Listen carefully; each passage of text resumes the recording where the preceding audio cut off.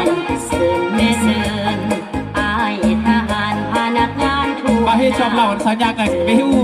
ผู้แซวกันหลายพี่น้องไหมขอตั้งมันเติมน้ำจะไปกูกับเส้นพี่น้องเด้อจับมือจับวันยกเพื่อหดยามเขาในนาเดียวงามอุ่มทุ่งป่าบัดโดนให้สาลีเขียวอุ่มทั่วนอนทุ่งชาวซุ้มไม่หมู่ป่านักเล่นวันนี้มาเซตตะลุตลาดต่อยปานตัวชึกต่อยใจเฮือนเลยจิบวนเสื้อไปพี่น้องไม่ไหวแล้วกำสลายเบียร์ไฮเบียร์น้าเบียร์พี่เบียร์การแต่พี่น้องไม่ทิ้งผักของกำมาเซตเสร็จเนี่ยแต่ซุ้มไม่หมู่ป่าเนี่ยแล้วผมกำสบายไฮเบียร์น้าบ้าเบียร์บ้าการสุไลพี่น้องไม่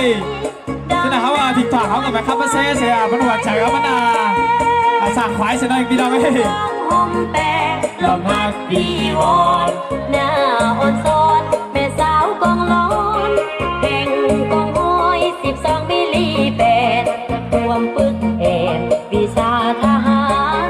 เพื่อต้านทานอับจนอากาศเมลีกาโอ้สาวเสียงควางสาวบ้านเก่าสมสื่อเป็นหญิงหนุ่มลาวที่ละอาถรรพ์สมเป็นลูกหลานของประชาช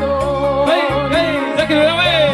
เหมือนนกแอ่นบินเจออยู่เมืองลาวหน้าแท้แม่สาวเสียงควางหน้าสวยๆตาดำๆข้อกลมคิงบางบ่าพายปืนยิ้มแย้มแจ่มใสพวกก้าวไป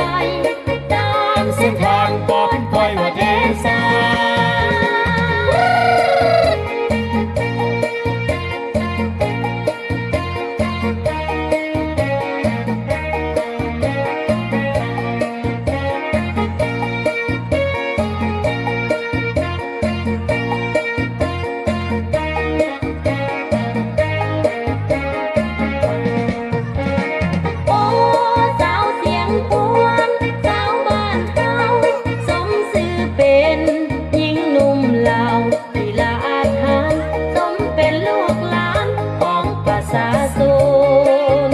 เป็นเราเนี่ยเราเป็นเรามาป่าเป็นป่าสูงจะได้ผู้ซาได้ตาลายเด้อเรามาสู้ไม่บุยป่าให้มันชอบเชื่อเพื่อเฉยทำมันอำเภอเป็นตึงแล้วเรียนพี่น้องเอ้ยตาดำก็คงทิ้งบาง